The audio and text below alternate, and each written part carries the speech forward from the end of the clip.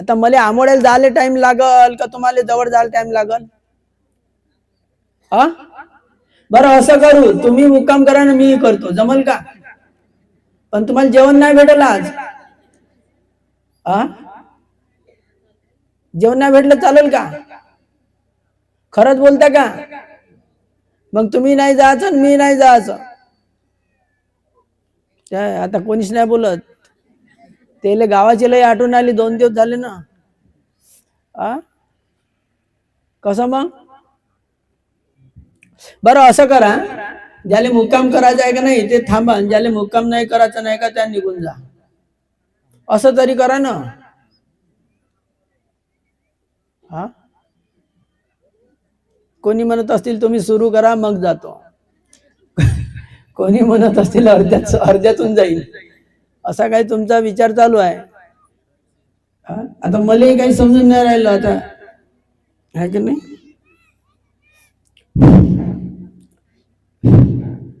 ते काय होते, जास्त ऐकल्याने लक्षात नाही राहते का? त्या नाही म्हणते, कोणीतरी नाहीच म्हणत आहे. तर म्हणून बरं, जास्त ऐकल्यानं तर लक्षात राहत नाही, ठीक आहे, पण जास्त म्हणल्यानं तरी लक्षात राहते का? ऐकल्याने लक्षात नाही राहत ना. आता लक्षात नाही राहत, पण जे आपण जास्त म्हणतो ते तरी लक्षात राहते का?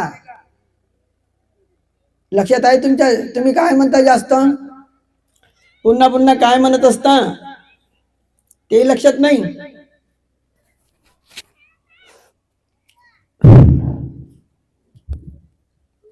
नमो तस्सै भगवतो अरहतो सम्मा सम्बुद्दस्स.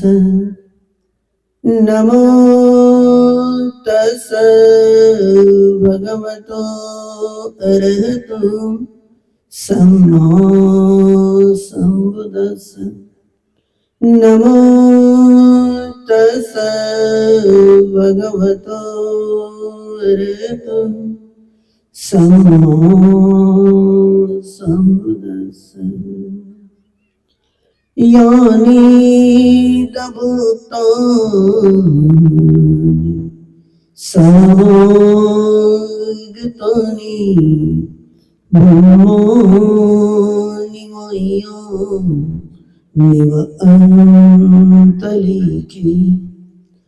तथागतं देव मनसं पूजितं बुद्धं नमस्सामि सुव्रतिहोतु.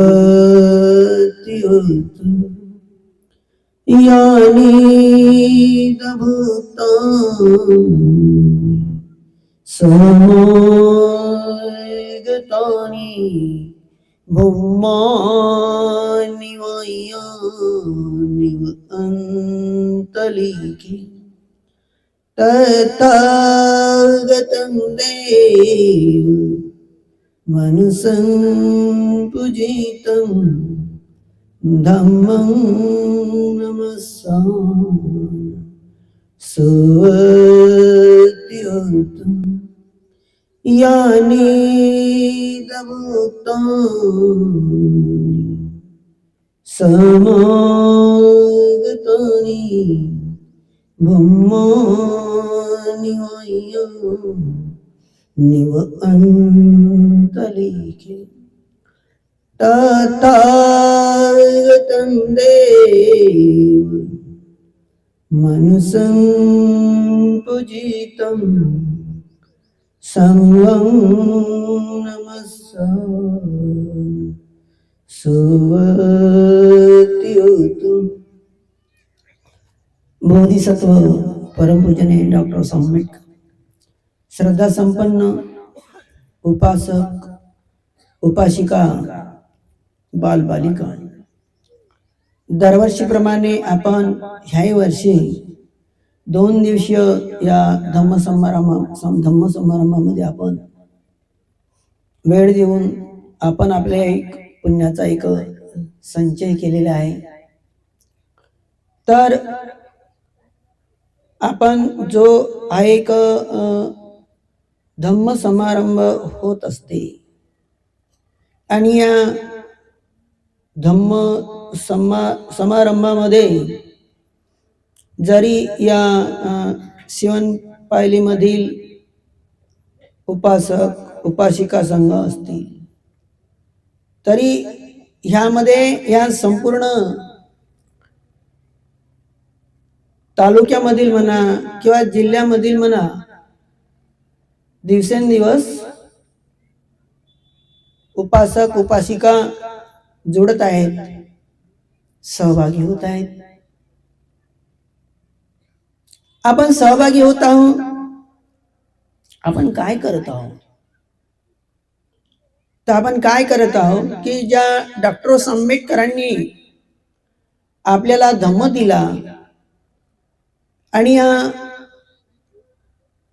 या धम्म दिल्यानंतर त्यांनी 15 ऑक्टोबरच्या भाषणामध्ये जे आपल्याला जबाबदारी सोपवलेली आहे की धर्मांतरानंतर तुमची जबाबदारी वाढलेली आहे. जरी ह्या शिवणपायली येथील उपासक उपासिकांना सर्वांना याची थोडीफार जाणीव असेल नसेल, इतरांनाही जाणीव असेल नसेल, तरी ह्या उपासक उपासिकांनी अशी एकमेकांना एक जाणीव करून दिली पाहिजे की आपण या ठिकाणी जेव्हा सहभागी होत आहोत किंवा इतरही झाले पाहिजे, आपण काय करत आहोत. जे डॉक्टर आंबेडकरांनी आपल्याला 15 ऑक्टोबरच्या भाषणामध्ये जे सांगितलेलं होतं की धर्मांतरानंतर तुमची जबाबदारी वाढली आहे आणि हे जर तुम्हाला साधेल, तुमची जबाबदारी वाढलेली आहे, तर कोणती जबाबदारी वाढलेली आहे? इतरांच्या मनात आदर्श उत्पन्न होईल असे तुम्ही वागले पाहिजे. तर आपण भंतेजीकडून अनेकदा ऐकता इथल्या उपासक उपासिकांना माहित आहे, इतरांनाही जाणीव होत आहे. इतरांच्या मनात आदर्श उत्पन्न झाला पाहिजे. जरी डॉक्टर आंबेडकरांनी आपल्या उपदेशामध्ये सांगितलं होतं की तुम्ही खेड्यापाड्यातील परिसरातील बौद्ध बांधवांनी आपण शहराकडे वाटचाल केली पाहिजे, शहरात राहिलं पाहिजे. ठीक आहे, बराचसा आपल्यातील वर्ग तालुक्यामध्ये जिल्ह्यामध्ये मोठमोठ्या शहरामध्ये गेलेला आहे, प्रगती करत आहे.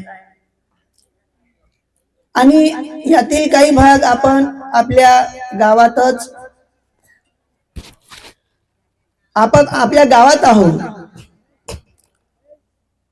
जरी आपण आपल्या गावात आहोत तरी भगवान बुद्धांनी काय सांगितलेलं आहे? भगवान बुद्धांनी हे सांगितलेलं आहे की भगवान बुद्धाच्या धम्माचा प्रचार प्रसार जेव्हा खूप झपाट्यानं झालेला होता आणि होत होता, तरीही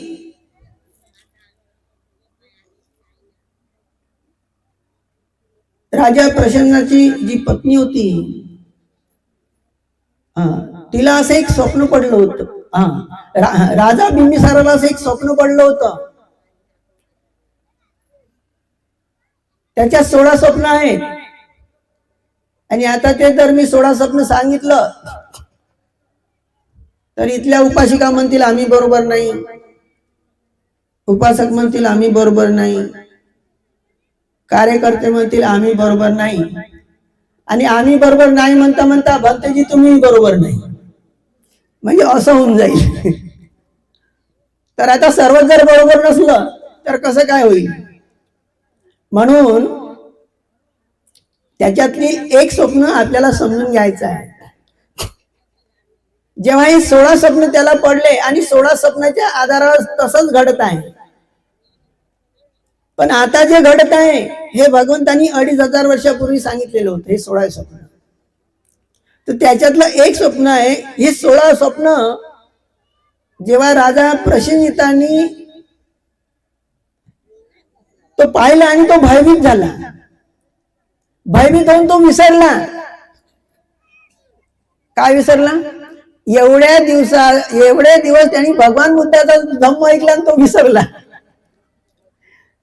आणि भगवान बुद्धाला भुललाय तो, असं समजा. जसे आता तुम्ही काही लोक भुलणार आहे, भुलला आणि त्याला सर्व ब्राह्मणच दिसायला लागले नजरेसमोर. तर माझ्या प्रश्नाचं जर खरं समाधान करतील तर ते कोण करतील? ब्राह्मण करतील. आता पुढे पहा, काही लोकांचं, आपले जे पुढे गेलेले लोक आहेत ना, ते तसंच आहे.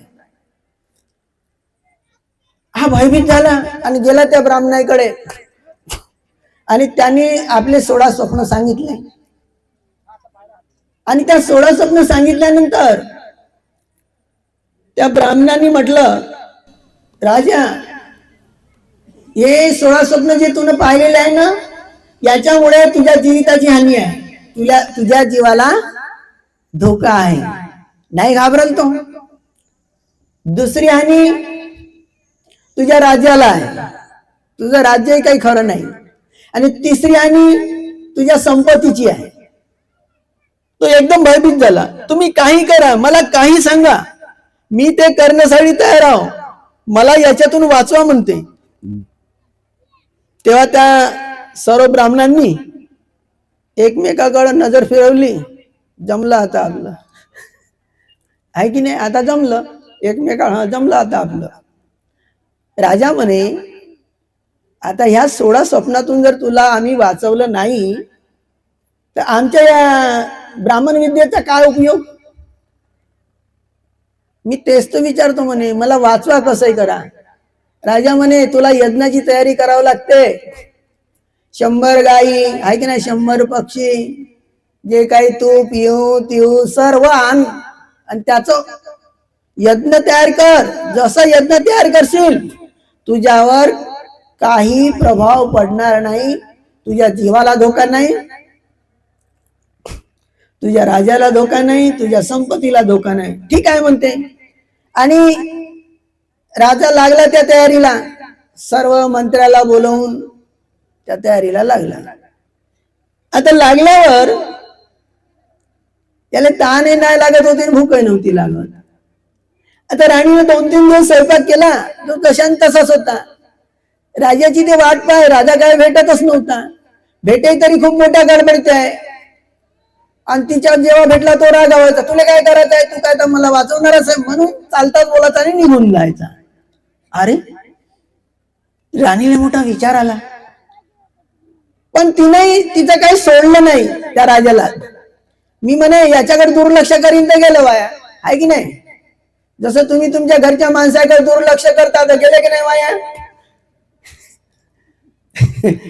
आहे की नाही? पण ते राणी होती, आहे की नाही? आणि बुद्धाची उपासिका होती, श्रद्धावान. भंतेजीने किती सांगितलं आतापर्यंत, श्रद्धावान, आहे की नाही? तुम्ही तशा जर श्रद्धावान बनल्या ना, आहे की नाही, तर तुम्ही तुमच्या घरच्या माणसाला म्हणजे धरून ठेवा, आहे की नाही? पण तुम्ही मोकळं सोडून देता जा. ठीक आहे. एक दिवस राणी हट्ट जरा थांबा म्हणे. काहून, कुठे चालले? तू विचारूच नको म्हणे. मी विचारतोस म्हणे आता. अरे तू सांग नको, मला 16 स्वप्न पडले आणि आता मी मरतो, माझी संपत्ती नष्ट होते, माझ्या राज्याला हानी आहे. ठीक आहे. तुम्ही कोणाला विचारला? म्हणे ब्राह्मणाला. बरं ठीक आहे. पण तुम्ही महाब्राह्मणाकडे गेले काय? महाब्राह्मणाकडे? कोण आहे महाब्राह्मण? भुलले काय महाब्राह्मणाला? महाब्राह्मण कोण आहे? भगवान बुद्ध. तुम्ही त्यांच्याकडे जा म्हणे. आमच्याकडे पाय करून नका बसू का? पाय कराल तर पायातून तरंग येते म्हणते इकडं आमच्याकडे. तर मग अशा प्रकारे आमच्याकडे पाय केले तर तुमच्याकडे पाय जातील. मग तर म्हणून आता त्याला जाग आली. महाब्राह्मण म्हटलं आहे की नाही. म्हणून तुमच्या घरच्या माणसाला तुम्ही दाखवता का महाब्राह्मण भगवान बुद्ध, पण तेवढा होश मध्ये नाही राहत नाही तू, आहे की नाही. काही काही उपासिका अशा म्हणत आहेत म्हणजे हा घरचा माणूस तेवढा होश मध्ये नाही राहत ना, तर राहते पण तुमची श्रद्धा नाही आहे भगवान बुद्धावर तेवढी, आहे की नाही. तो घरी यायचा टाइम माहित असला त्याच वेळेस वंदनेला बसून जायचं, आहे की नाही. आला घरात परित्राण पाटाचं पाणी शिपाचं त्याच्या डोळ्यावर. असं करता का तुम्ही? काहीच करत नाही, आहे की नाही. असं करता बरं. तर मग ठीक आहे म्हणते. आता याची श्रद्धा होती ना भगवंतावर, गेला भगवंताकडे वंदन केलं. राजा एवढा अस्थिर, कमजोर, उदास. आता भगवंत तर सर्वज्ञ होते. राजा म्हणे तू तर लय निराश आहे. होय भगवान म्हणे मला झोप नाही लागून राहिली, जेवण नाही होत आहे. काय झालं? मला 16 स्वप्न पडले आणि त्या 16 स्वप्नामुळे मी अस्थिर झालो आणि भगवंताकडे गेलो, नाही ब्राह्मणाकडे गेलो आणि मी यज्ञाची तयारी केली. ब्राह्मणांनी मला सांगितलं की तुझ्या जीवाला धोका आहे, तुझ्या संपत्तीला धोका आहे, तुझ्या राजाला धोका आहे. पण मी या गडबडीत असताना राणी मल्लिकेनं मला विचारलं आणि तिने मला पाठवलं, आठवण करून दिली. भगवान मी विसरलो होतो तुम्हाला, जसे तुमच्या घरचे माणसं विसरतात का नाही. आता ते विसरतात ते काही मोठी गोष्ट नाही, पण तुम्ही त्याला सांगतच नाही ना. आता बरं झाला शिवणपाळीचा कार्यक्रम आहे, तो आले कसे तरी धरून बांधून.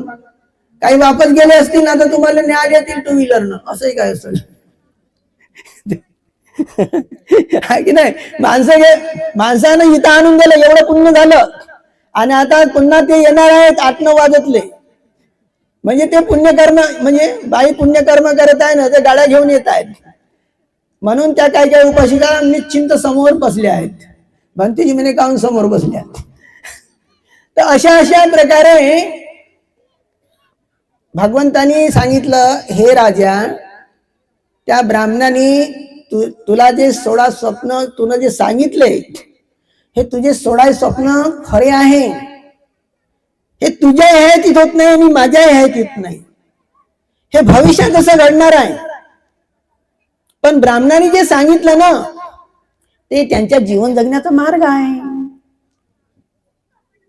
ते या हयातीत होणार नाही. तू काही निश्चिंत राह.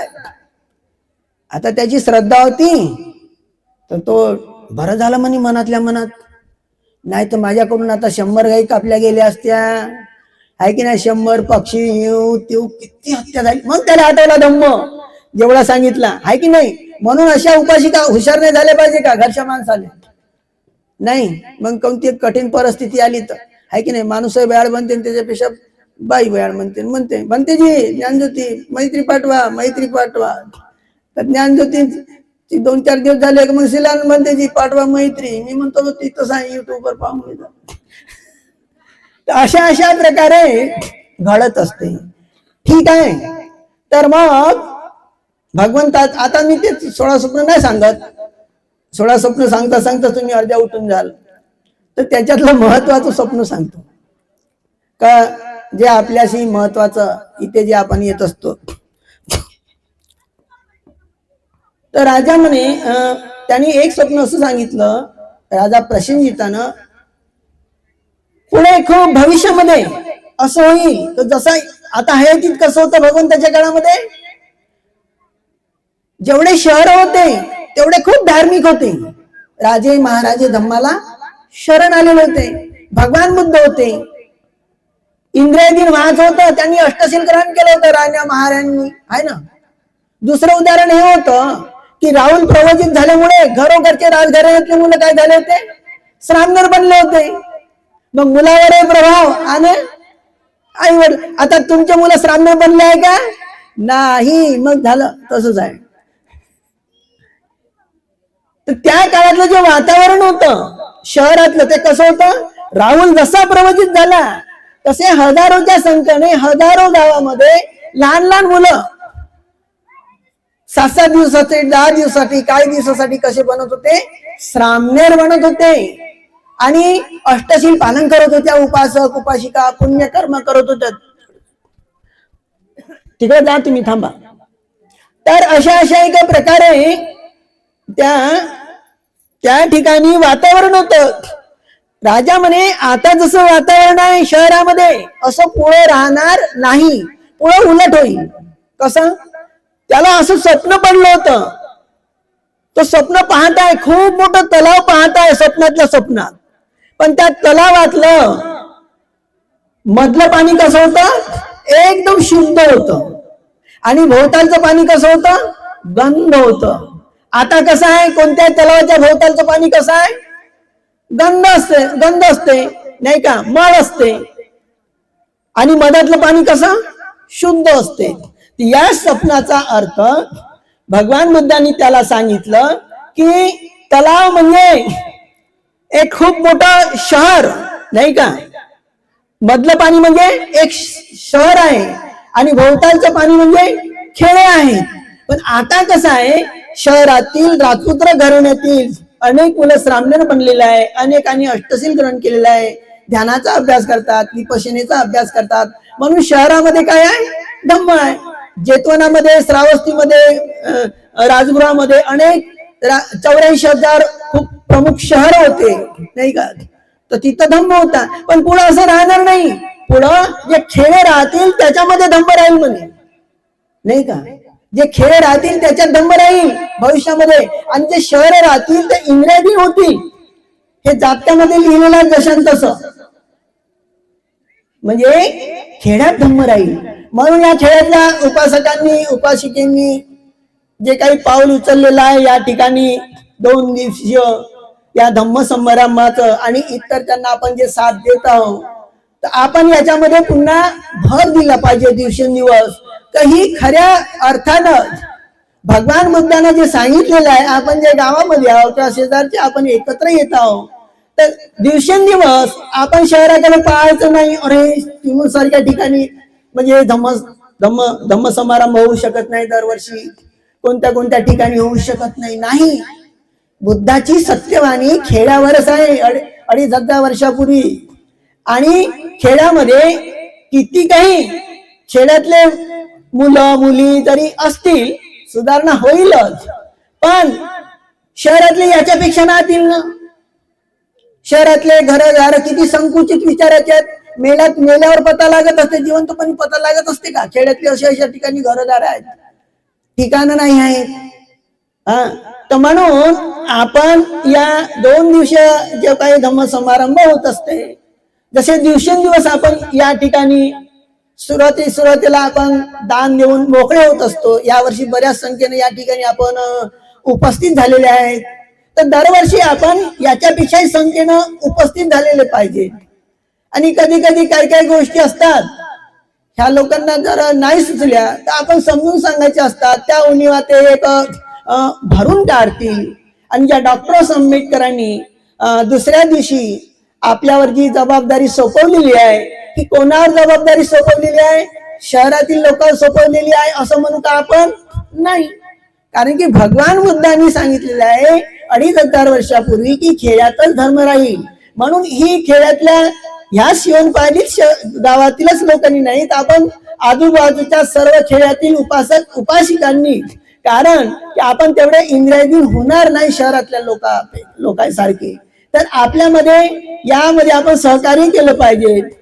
दान देण्याचं तर सहकार्य करूच आपण, परंतु उपस्थित राहण्याचं सहकार्य केलं पाहिजे. आणि उपस्थित राहूनही आपण धम्म ऐकला पाहिजे. आणि धम्म ऐकताना आपल्याला धम्म कधी ऐकता येत असते ही एक महत्वाची बाब असते. जसा भगवान बुद्धाचा जो एक धम्म आहे झाला, ही सर्वांची जबाबदारी आहे. दुसरा की धर्मांतरानंतर आपण असं म्हटलं पाहिजे आपल्या मनातल्या मनात दरवर्षी ऐकता ऐकता एक एक शब्द आपल्या लक्षात असला पाहिजे की धर्मांतरानंतर माझी जबाबदारी वाढलेली आहे. इतरांच्या मनात आदर्श उत्पन्न झाला असे मी वागेन. इतरांच्या मनात म्हणजे कोणी म्हणते ना तुमचं मंगल हो, अनेक अनेक जन्मोजन्मी तुमचं मंगल हो. कधी मंगल झालाय? खरं मंगल लग्नात झालाय ना. मग एकमेकाचे तुमचं जेव्हा मंगल झालेलं आहे तर एकमेकाच्या विषयी आदराची भावना निर्माण झाली पाहिजे. इतरांच्या नंतर पती पत्नीच्याच मध्ये पती पत्नी कसे असले पाहिजे? देवी देवते सारखे आहे की नाही? दोघही शीलवान असले पाहिजे. आणि स्त्रीला देवता म्हटलं जात असते. मग तिचं जे आचरण आहे मनुष्य असं नाही आहे, पण तिची जी जबाबदारी आहे ती घरी राहत असते आहे की नाही? ती रत्नाची खाण आहे की नाही? मनुष्य किती जरी श्रेष्ठ असाल असं तर येणाऱ्या सत्वाची ही प्रथम गुरु कोण असते? त्याची ती आई असते. तिनं गुरुत्वाचा एक आदर्श स्वतः मध्ये रुजवला पाहिजे. कधी रुजवला पाहिजे? लग्न झाल्यानंतरच नाही, शिक्षणापासून रुजवलं पाहिजे. आज थायलंड ब्रह्मदेश प्रत्येक मुली जेव्हा शिकत असतानाच ती आम्ही रत्नाची खाणं, आम्ही रत्नाला जन्म देणार आहोत आणि संघरत्न आमच्यातूनच निर्माण होणार आहे असा त्यांचा एक मानस असते.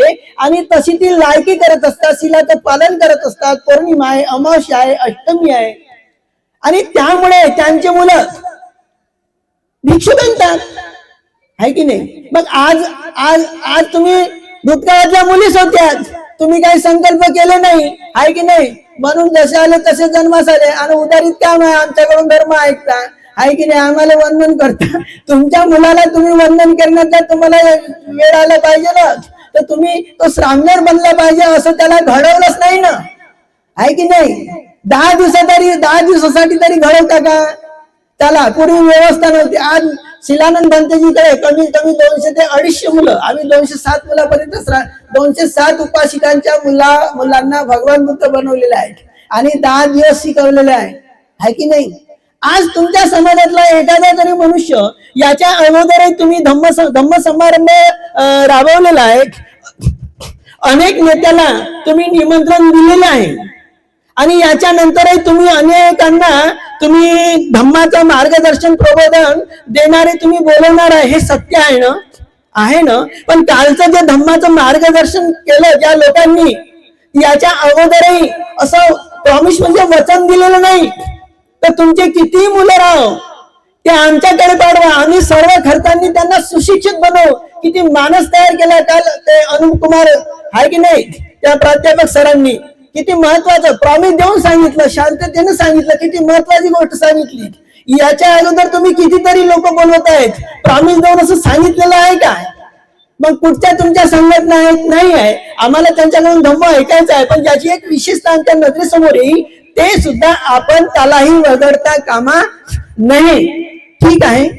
कालच्या या तुमच्या धम्म प्रबोधातून, कालच्या कार्यक्रमातून अशा कार्यक्रमातून असे रत्न येत असतात आहे ना? बुद्ध रत्न, धम्म रत्न, संघ रत्न हे काही चिवरामध्येच राहत नाही.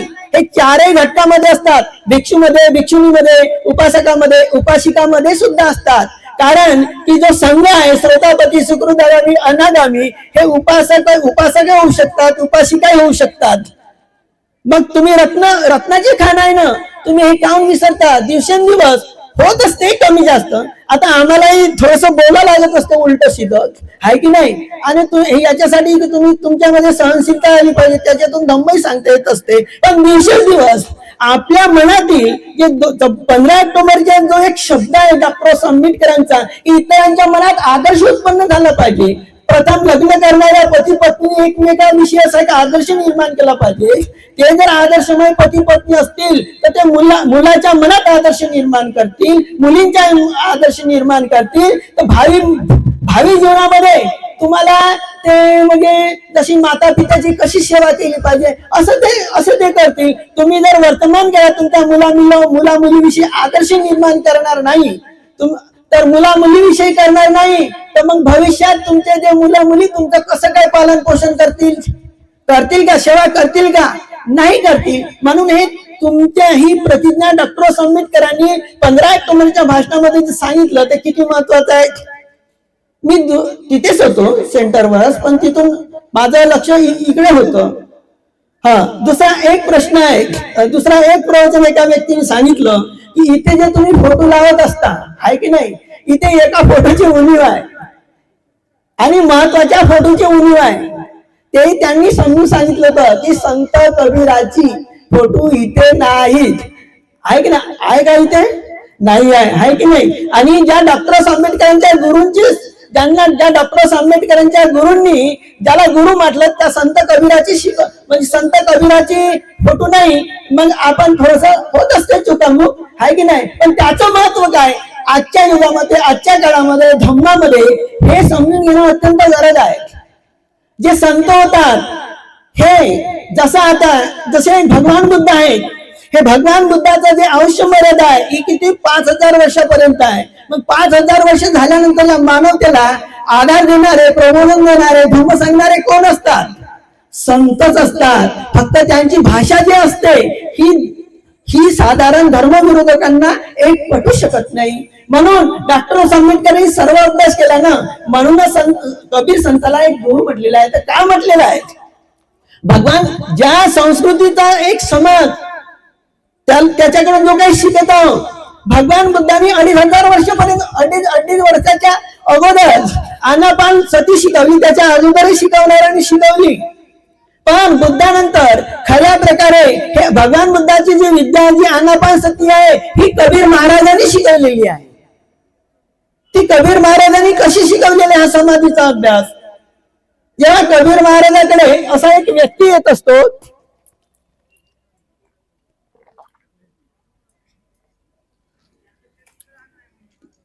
जो व्यक्ती येत असतो आणि हे संत कधी कधी त्यांना 5 अभिज्ञा प्राप्त असतात. तो गृहस्थराव, भिक्षुराव ध्यानाच्या आधारे जन्मताच असतात. तुम्ही कधी कधी काही कोणाला ध्यान करावं लागत नाही. कधी व्यक्त केल्या जात असते की जन्मानंतर सर्व केल्या जात असते. पण जे रक्षण सुद्धा आहे, जसे जे विपश्ची बुद्ध आहेत, हे जन्मतात त्यांना दिव्य चक्षु प्राप्त होत असते असं एक लिहिलेलं आहे. तसेच काही संत असतात, त्यांच्या अनेक जन्मोजन्मीचे असे काही दिव्य चक्षुष त्यांना उत्पन्न होत असते, देवता लोक दिसत असतात. परचित्त ज्ञान सुद्धा असते, चित्ताची अवस्था सुद्धा ओळखता येत असते. अशा प्रकारचे जे संत असतात ते ओळखत असतात. अशा प्रकारे गृहस्थामधील आदर्श घेणारे, गृहस्थांना खऱ्या अर्थानं त्यांना एक धम्म शिकवणारे जे संत कबीर होते, तेव्हा त्या संत कबीराकडे असा एक भक्त म्हणा किंवा एक गृहस्थ म्हणा तो येतो. पण आल्यानंतर तो कबीर महाराजाकडे आल्यानंतर तो त्यांना वंदन करतो, नमस्कार करतो. तेव्हा बसल्यानंतर कबीर महाराजांनी त्यांना ओळखलेलं असते की हा कसा काय आला, कुठून कुठून आला. तेव्हा कबीर महाराज एक त्याच्यावर आपलं जे काही दोहा म्हणत असतात, काय म्हणत असतात? मोको कहा ढूंढे बंदे, मैं तो तेरे पास में, ना कावे कैलाश में, खोजी हुआ तो देखो पल भर की तलाश में, देखो देखो भाई कबीर कहे श्वासों की श्वासों में. म्हणजे पहा, तो कबीर काय म्हणत असते, त्याला ओळखलं त्यांनी, यांनी आपलं दुःख नष्ट व्हावं यासाठी तो कैलासामध्ये गेला. कैलासामध्ये कोणत्या महादेवाकडे गेला असेल, संगतीकडे गेला असेल, कोणा कब्रस्थानामध्ये गेलेला आहे, अनेक ठिकाणी हा आलेला आहे माझ्याकडे. म्हणून कबीर महाराज त्याचं चित्त ओळखून त्याला हे सांगत असतात की मोको कहा ढूंढे, म्हणजे तुम्ही ज्या भगवंताला पाहत आहे किंवा ढूंढत आहे, मोको कहा ढूंढे बंदे, म्हणजे तुम्ही संपूर्ण मला शोधत आहे की मी कुठे आहे. त्या सांगण्याचा, त्या दोह्याचा अर्थ एक असा होता कबीर महाराजांच्या की मोको कहा ढूंढे बंदे, मैं तो तेरे पास में, मी तो तुझ्या जवळ, मैं तो ना कावे करे, मैं कैलाश में भी नहीं हूँ और कब्रस्तान में भी नहीं हूँ, तो मैं कहाँ पे हूँ? देखो भाई कहे कबीर श्वासों की श्वासों में. आता यावरून समजा भगवान बुद्धाचा धम्म या संत कबीरांनी, ज्या भगवान बुद्धांनी ज्या धम्माचा शोध घेतला आणि संपूर्ण आपलं आयुष्य उत्तर प्रदेशामध्ये प्रचार प्रसारासाठी घालवलं, 2500 वर्ष झाले, तरी कबीर महाराजाच्या माध्यमानं जो काही पंथ असेल कबीर पंथ, तर पहा बरं ते लोक या श्वासोश्वासाचा अभ्यास करत असतील का नसतील? आहे की नाही? म्हणजे श्वासोश्वासाचा अभ्यास हा एक भगवान बुद्धाची एक आनापानसती की सर्वात महत्वाचा अभ्यास. आणि लहान 7 वर्षाच्या मुलापासून तर 70 वर्षाच्या म्हाताऱ्या व्यक्तीपर्यंत करता येते. आणि सुरुवातीपासून तर मृत्यूच्या शेवटपर्यंत करता येते. आणि घरापासून तर घर सोडलं घरी येतपर्यंत त्याचा श्वास त्याच्या जवळ राहत असते. या श्वासोश्वासाच्या अभ्यासामुळे मनुष्य एक सत्याच्या आधारावर विनय श्वास पाहिल्यामुळे श्वास पाहता पाहता तुम्ही कारण की माणसाचं मन लोभ द्वेष याच्यामध्येच घेरट्या घालत असते. आणि जेव्हा तो श्वासोश्वासाचा अभ्यास करत असतो तेव्हा ते लोभापासून द्वेषापासून काय होते एक अलग होत असते. आणि अलग झाल्यानंतर त्याचं जे चित्त, कारण की श्वास आहे शरीराशी जुळलेला आहे. शरीराशी जुळला असल्यामुळे शारीरिक शांती त्याला एक मिळत असते. म्हणून भगवान बुद्धांनी हा जो एक अभ्यास केलेला आहे याचं जे महत्व सांगितलेलं आहे आनापान सतीचं. आनापानासती असा परिपूर्ण स्वभाविता अणुकुब्बेन परिचित्ता तथा बुद्धेन दिशिता सो इमं लोकं प्रवासेती आभामुतो चंदिमा. भगवंत म्हणतात भिक्षुंनो, या आनापान सतीचा जो अभ्यास करतो तो ढगापासून मुक्त झालेल्या चंद्राप्रमाणे स्वतः बरोबर इतरांना सुद्धा प्रकाशित करत असतो. म्हणून हा आनापान सतीचा अभ्यास तुम्हाला सुरुवातीला बसून करायचा असते. शिबिर कराल तेव्हा कराल. शिबिर केलं असाल तर ठीकच आहे, कारण शिबिर केल्याशिवाय तुम्हाला अष्टशिलाचं पालनच करता येत नाही.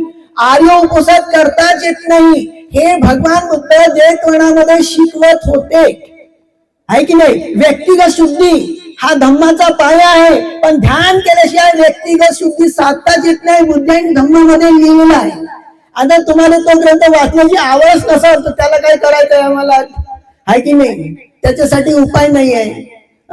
तर म्हणून हा आनापान सतीचा अभ्यास तुम्ही करा, तुमच्या मुलांना शिकवता येईल.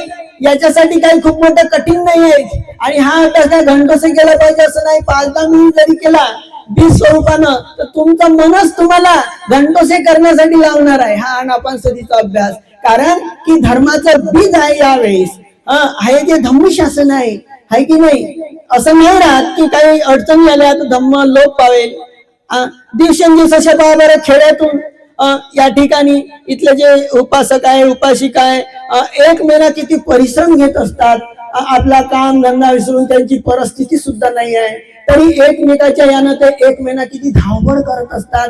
आणि आपण तुम्हाला कधी कधी असं वाटत असेल का आम्ही खूपच दान दिलं, तुमच्या दानापेक्षा त्यांचं धावपळ करणं किती महत्वाचं असते. तर म्हणून दिवसेंदिवस तुमच्या सारखे अनेकांना हा एक लाभ होत असेल. भगवान बुद्धाचा धम्म कधी कधी असं वाटत असेल सुरुवातीला काल लयच लोक होते, दुपारी लय होते, जेवायच्या वेळेस लयच होते. आता तर काय राहते का नाही राहत असं नाही. पण भगवान बुद्धाचा जो धम्म आहे त्रिपिटकामध्ये आहे. प्रथम आहे विनय पिटक, नंतर आहे सुत्त पिटक आणि नंतर आहे अभिधम्म पिटक, आहे की नाही? जी श्रद्धा आहे ही श्रद्धा कोणाची कशी असते? धम्म ऐकण्याची, पण ते गाण्याच्या स्वरूपात, आहे की नाही? कारण गाण्याच्या स्वरूपात थोडस त्याच्या ग्रंथी खुलून जातात, आहे की नाही? ठीक आहे, वाद्य गिद्य असते की नाही, शिरते त्याच्या नसानुसार, आहे की नाही? ठीक आहे, पण सम्यक समाधीचं ते अंग राहू शकत नाही. ठीक आहे, कोण्या निमित्ताने या इथं. दुसरा आहे कोणाची श्रद्धा? फक्त दुर्लभ श्रद्धा संपत्ती. आपण हे ओळखायला पाहिजे. जशी तुमची संपत्ती आहे, तुम्हाला माहिती नाही का तुमची संपत्ती किती आहे? तर आहेच ना. बँकेत असेल तेही माहित आहे, सोनं नाणंही माहित आहे, शेतीवाडी माहित आहे की नाही? ही संपत्ती आहे किती प्रमाणामध्ये आहे. मी माझ्या मुलाला काय बनवू शकतो, किती हिंमत आहे तुम्हाला? दुसऱ्याला काय नाही म्हणाल, पण याच्यापेक्षा काही कमी शिकवणार आहोत का पोरांना?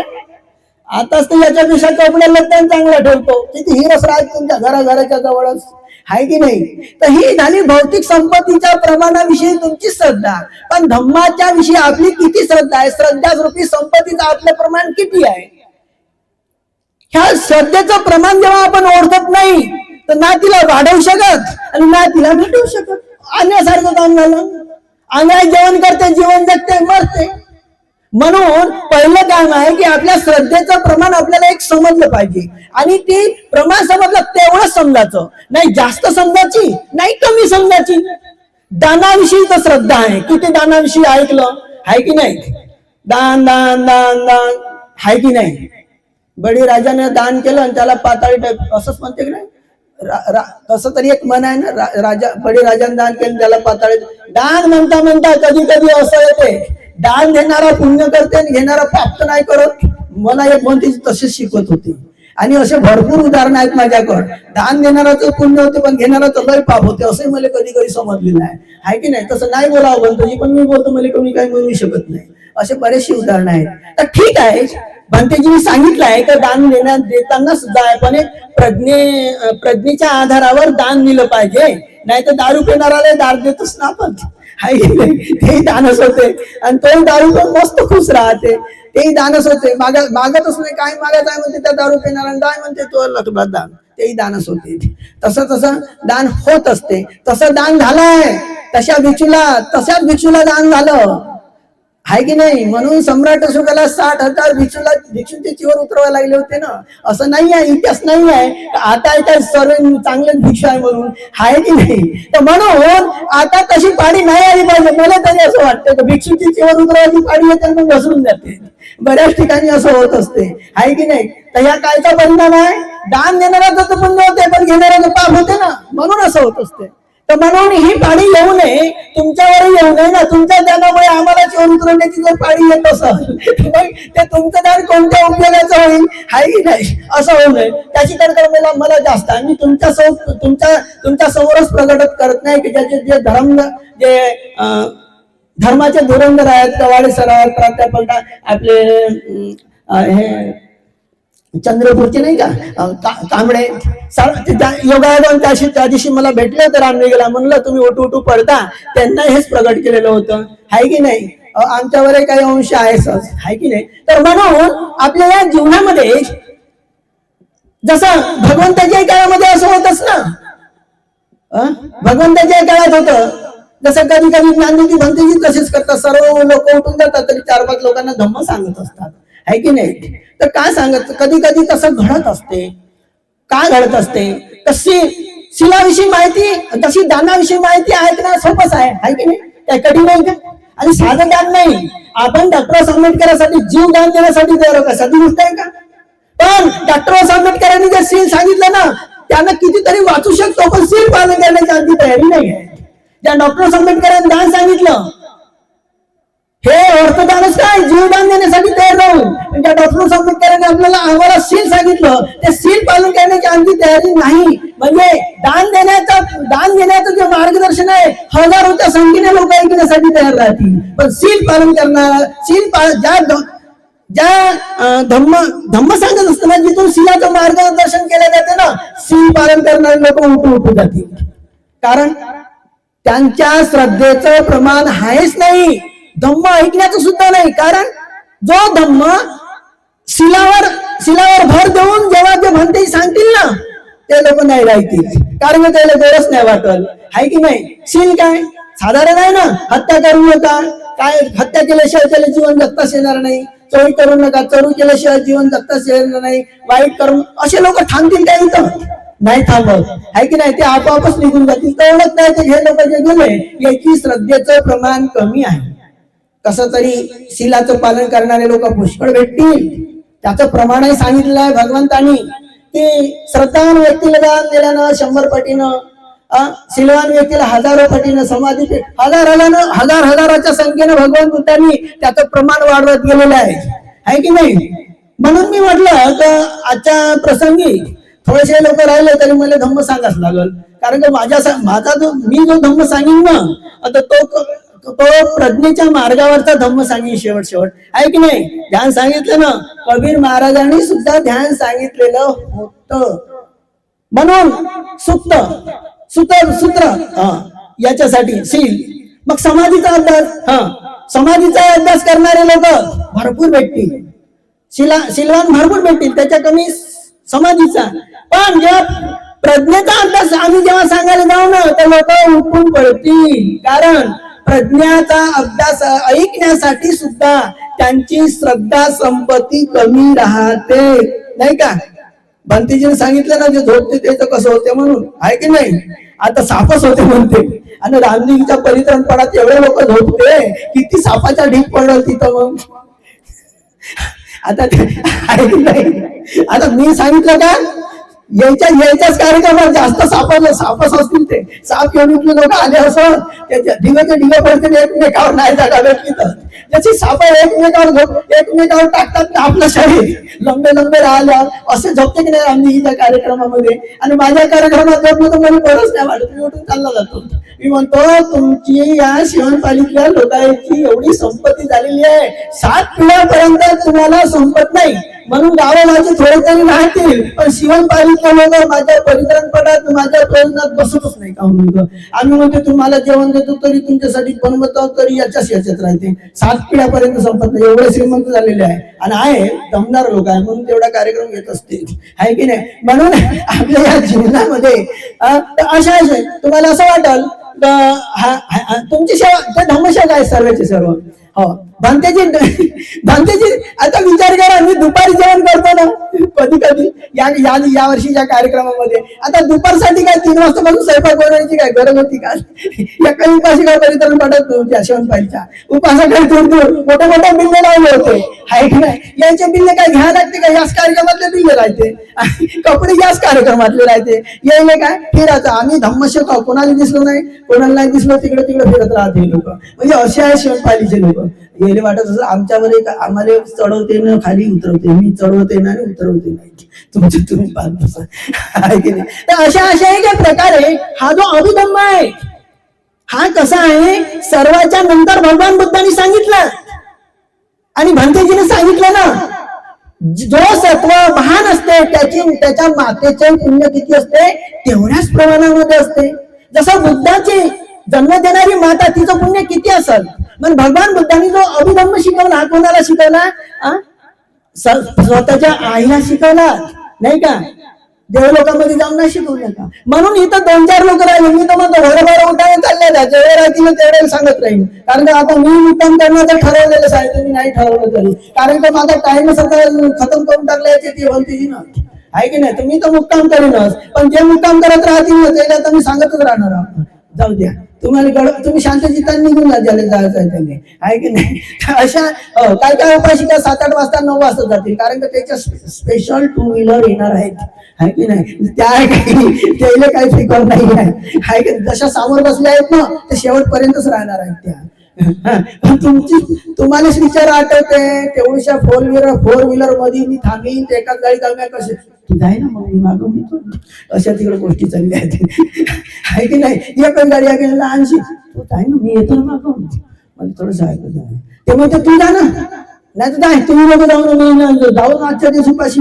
बरं तसं तर मग चांगलंच आहे. भांतेजी तेवढ्या दूरचे आज मुक्काम करासाठी आपल्यासाठी तयार आहेत आणि उद्या तुमचं महत्वाचं पुण्य होणार आहे, जे उपासिका राहतील, आहे की नाही? विहाराचा स्लॅब टाकायचा आहे 15 ते 16 भागचं उद्या. ज्याले पुण्य कर्म संपादन करायचं आहे की नाही? देवता लोक वरच्या मधल्यावर राहते ना, वरच्या मधल्यावर तसं आहे स्लॅब टाकायचं. राहाल तर राहा, नाही तर नका महागा घेऊन जाणार. मी काय तुम्हाला राहा नाही म्हणत, काय पाम्पलेट आहे शापच्या कार्यक्रमासारखं. पाम्पलेट म्हणजे कम्प्लीट राहते, आहे की नाही? मी कम्प्लीट काही लावून घेत नाही. राहाल तर मी तर आता सांगायचं सोडणार नाही, 2 माणसं बसले तरी सांगत राहील, आहे तुम्हाला मी जा म्हणलं, मी काय धरून ठेवलं नाही, आहे की नाही? तर म्हणून हा जो धम्म आहे अभिधम्म, आणि मला कोणी आजचाच नाही 25-30 वर्षापासून कोणत्याही कार्यक्रमात अध्यक्षाने टाइमच ठेवत नाही आणि मी काही कोणाचा टाइम घेतच नाही. माझाही टाइम दुसऱ्याला देऊन देतो.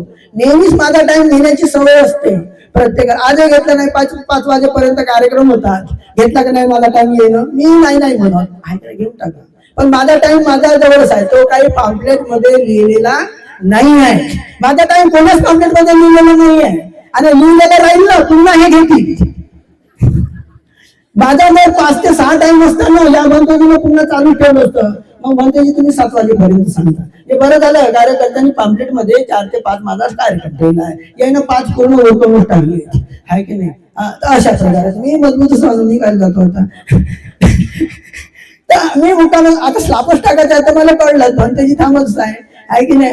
अशी संधी तुम्हाला स्लाप टाकायची पुण्यकर्म करण्याची नाही भेटणार आहे, या कार्यक्रमाच्या निमित्तानं मिळत आहे की नाही. तुम्ही मग सांगाल हा ते भगवान बुद्धाच्या मूर्तीच्या डोक्यावरचं स्लाप मी टाकलं होतं ना 5 टोपले, मी टाकलं होतं पण पाय घसरला होता शिडीवर, वाचलं म्हणाल पडता पडतात असं होऊन जाईल. ठीक आहे. तर म्हणून हा जो एक धम्म आहे, महत्वाचा मुद्द्यावर आपण येऊ की आपण जी एक वंदना म्हणत असतो, मी तुम्हाला प्रथमच सांगितलेलं होतं की तुम्ही जे ऐकता ते तरी तुमच्या लक्षात राहते का नाही, पहिलंच विचारलं होतं. दुसरी गोष्ट, जे तुम्ही बोलता त्याचं तरी ते तरी तुम्हाला आठवते काय, हा दुसरा प्रश्न होता.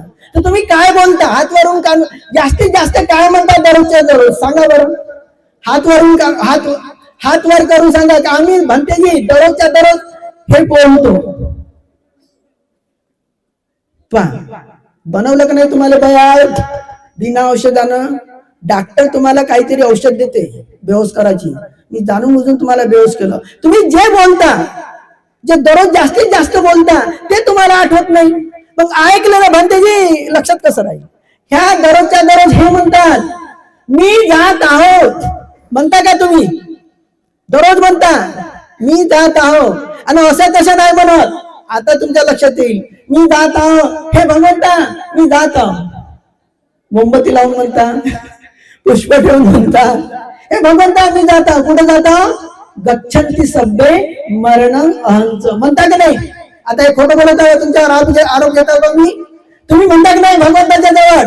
बरं याच्या अगोदर म्हणलं की नाही, नमामि बुद्ध गुणसागरतं सत्ता सदावंतु सुखी वेळा काय विदुच्च सकल दुगंध गच्छन्ति सब्बे मरणं अहंच. भंतेजी आम्ही म्हणतो जी, पण तुम्हाला नाही म्हणत तुम्ही मरणाकडे जाताय म्हणून. असंच म्हणता ना, मला म्हणता का तुम्ही मरणाकडे जाताय म्हणून, तुम्हालाच म्हणता ना.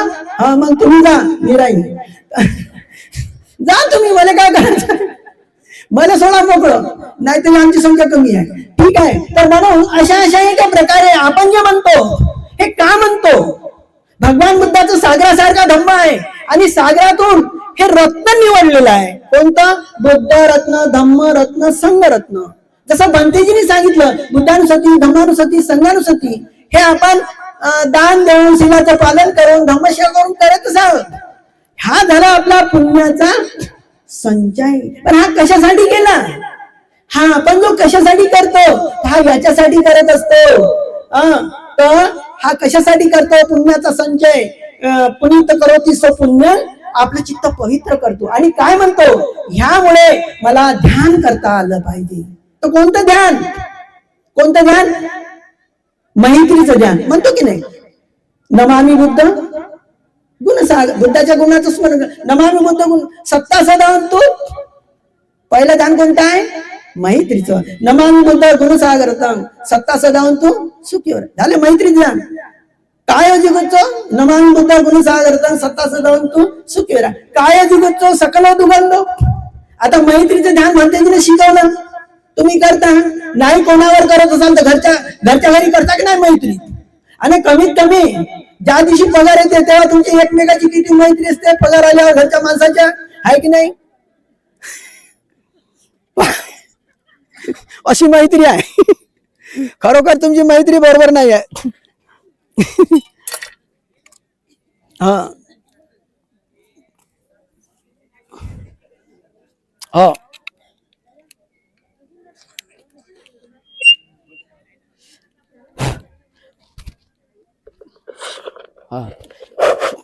तर अशा प्रकारे आपण एक मैत्री करत असतो. तर मैत्री आपण कुठेही शिकत असतो, परंतु ह्या वर्षी, हॅलो हॅलो जमलं ना. हा तुम्ही की नाही आता लक्ष इकडे ठेवा, मग ऐकायला येते. तर या वर्षी मला असे फोन आले,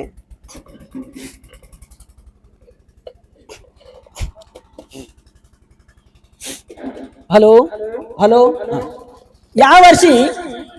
यावर्षी आमचे कार्यक्रम झाले, पण यावर्षी फोन आले दुसऱ्या दिवशी, भंतेजी तुम्ही यावर्षी थोडे विषय चांगले घेतले. मी म्हणलं घेत नव्हतो, पण ज्ञानज्योतीने मला म्हटलं की तुम्हाला जेवढं बोलायचं आहे तेवढं बोला. तर मी हाच विषय घेतला तुमचा, मी भेटवतो, हे लोक मला काय म्हणतील म्हणून. तर कोणता विषय घेतला? हाच घेतला. कोणता? नमामि बुद्ध गुणसागरतं सत्ता सदावंतु कायाजिगच्चो. हा कायाजिगच्चो सकल, हे सारं शरीर कसं आहे? तिरस्कारणीय आहे, घृणास्पद आहे. पण हे कोण्या अभ्यासामध्ये शिकवलेलं आहे भगवान बुद्धांनी? हे समाधीमध्ये शिकवलेलं आहे. ती समाधी कोणती आहे? आपण रत्न सूत्रामध्ये म्हणत असतो, खयं विरागं अमतं पनितं यद जग्गा साख्य मुनी समाहितो नतेन धम्मेन समस्ति किंची इदंपि धम्मे रत्नं पनितं एतेन सत्यनं सुहृतुतु. आपण म्हणतो ना, समाधीची व्याख्या काय आहे? आपल्यालाच ती माहिती आहे रतन सूत्रातून. कशी माहिती आहे? खयं विरागं, ज्याच्यामुळे रागाचा म्हणजे आसक्तीचा क्षय होतो, ती सम्यक समाधी होईल. आणि त्या सम्यक समाधीचा अभ्यास करणं म्हणजे अमतं पनितं, ती अमृत तुल्य आहे. ठीक आहे? अमृत, अमृत ह्या सर्व शब्दामध्ये महत्वाचा शब्द असेल तर कोणता आहे? अमृत. आणि सर्वात खतरनाक जर शब्द असेल तर तो कोणता आहे? जो ऐकल्याबरोबर आपलं हृदय बंद पडते आणि अश्रू पडतात, तो म्हणजे जहर. अरे जहर पिऊन मेला कसं वाटते आपल्याला? आणि जहराच्या उलट काय आहे? अमृत. भगवान बुद्धांनी त्या ठिकाणी अमृत ह्या शब्दाला जोडलेला आहे. त्याचं महत्व कसं असेल? आणि हा अमृत शब्द भगवान बुद्धांनी कोणत्या सतीमध्ये जोडलेला आहे? कायागता सतीमध्ये. बुद्ध म्हणतात, भिक्षुंनो, ह्या कायागता सतीचा अभ्यास बुद्ध झाल्याशिवाय कोणीही शिकवू शकत. किती महत्वाची गोष्ट. अरे बुद्ध झाल्याशिवाय कोणी शिकवू शकत नाही. आणि आता बुद्धाच्या हयातीत शासनामध्ये शिकवणुकीमध्ये माझा जेव्हा जन्म झालेला आहे तेव्हा मी या कायागता सतीचा अभ्यास का करू नये? कोण जाणे, कोणा दुसऱ्या जन्मात जर मी म्हणलो तर कमीत कमी दुसऱ्या जन्मामध्ये हा नाही म्हणलो पाहिजे. आणि 5000 वर्ष जन्म झाला कसा तरी, आणि नंतर बुद्ध जन्मास आले, कोण सांगल?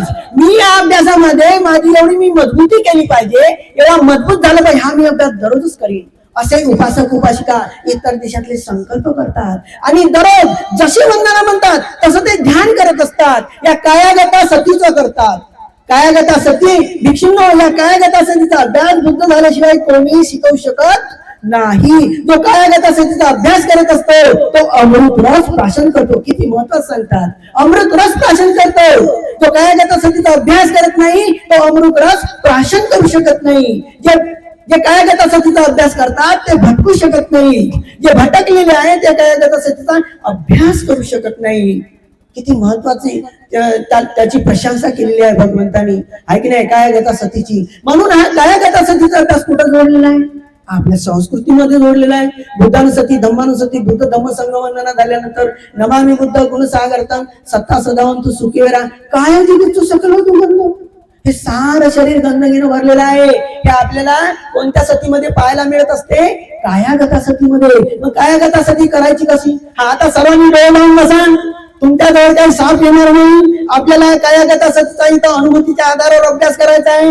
भगवंताच्या काळातील उपासक उपासिका एकाच वेळेस धम्म ऐकत होते आणि एका वेळेस अनुभूतीच्या आधारावर हा एक अभ्यास करत होते. म्हणून आता आपल्याला या ठिकाणी कायागता सतीचा अभ्यास ऐकायचा आहे, अनुभूतीच्या आधारावर करायचा आहे. भंतेजी ज्या ज्या ठिकाणी चित्त केंद्रित करा म्हणतील त्या त्या ठिकाणी आपल्याला चित्त केंद्रित करायचं आहे. ही कायागता सती आपल्या सर्व सतीला मदत करत असते. आणि अमृत हे महत्वाचा शब्द त्या ठिकाणी भगवंतांनी जोडलेला आहे. हा आता सर्वांनी बसा. हा अभ्यास करण्यासाठी खरोखरच भगवान बुद्धांनी भविष्य सांगितलं, अरण्यगतो. आपण अरण्यामध्ये आलो, रूप गमवलं जातो. झाडात जरी बसलेलो तरी पुढे इथे झाड होणारच आहे, हे जंगलच आहे. अरण्यगत रूप गमवलं जातो. पल्लंकम, आता तुम्ही तुमचं ठरवा. भगवंतासारखं आपण बसला हो काय? नाही बसलो तर काही वाद नाही. आपण भगवंतासारखं बसून पहा. पल्लंकम, पालथी मांडून बसा. डाव्या हातावर उजवा हात ठेवा. याचे कारण आहे जेव्हा विपश्यनीत प्रवेश कराल तेव्हा, कारण की तरंग एकत्र होत असतात सूक्ष्म. ठीक आहे, विपश्यनीमध्ये शिकवल्या जात असते. तुम्ही म्हणाल डाव्या हातावर उजवा हात का ठेवल्या जात असते, पालथी मांडूनच का बसल्या जात असते? हे परिपूर्ण कारण समाधीमध्ये आणि विपश्यनीमध्ये तुम्हाला अनुभूतीच्या आधारावर तो अनुभव येईल. पल्लंकम आभुजित्वा, कमर पीठ गर्दन सीधी रखे. तणावपूर्ण न हो. ताण हलकं शरीर सोडून द्या. उजू काय आपण सुखपूर्वक असलो. आता कायागत तिचा अभ्यास करायचा आहे आपल्याला. केस, संपूर्ण शरीरावरील केस पहा. न्या डोक्यावर चित्त. केसाचा जो भाग आहे फक्त डोक्यावरच मर्यादित आहे. केस, लोमा संपूर्ण डोक्यापासून डोक्यावरील केस, केसानंतर भुवयावरील केस, चेहऱ्यावरील केस, छातीवरील केस, पायावरील केस, संपूर्ण जे लोमा आहेत. केसाच्या नंतर लोमा. भुवयावरील केस लोमा आहेत. तिथे चित्त केंद्रित करा. डोळ्याच्या पापण्यावरील केस लोमा आहेत. छातीवरील जे केस आहेत ते लोमस आहेत. पूर्ण पायापर्यंत जो केसाचा केस म्हणतो त्याला ते लोम म्हणत असतात. झालं केसा, लोमा. आता नखा. आपल्या विषय बोटाच्या हातावरील नखावर चित्त केंद्रित करा. केसा, लोमा, नखा. आता दंता. आपल्या 32 दातावर चित्त केंद्रित करा. कोणता दात शुद्ध राहत असते? सर्व दात गंदगीनं भरलेला असते म्हणून दंता. केसामध्ये गंदगी. सर्व शरीरावरील जे लोम आहेत ते गंदगीनं समावलेले आहेत. केसा, लोमा, नखामध्ये गंदगी साचत असते. केसा, लोमा, नखा, दंता. तचो. दंत झाल्या संपूर्ण शरीरावर. शरीर झाकलेलं आहे त्वचेनं. अशी त्वचा आहे की किती काही साफ करू शकत नाही. त्वचा, केसा, लोमा, नखा, दंता, त्वचा, मनसंग.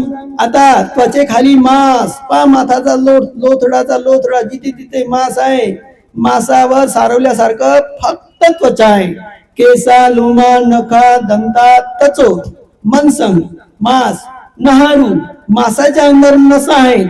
ह्या नसा पहा संपूर्ण शरीरात. डोक्यापासून नसा डोक्यावर, माथ्यावर, गळ्यावर, मांसाखालील हातावर, भुजेवर, तळहातावर, पाठीवर, छातीवर, जांघेवर, तळपायापर्यंत या नसा. मांसामध्ये नसा आहे.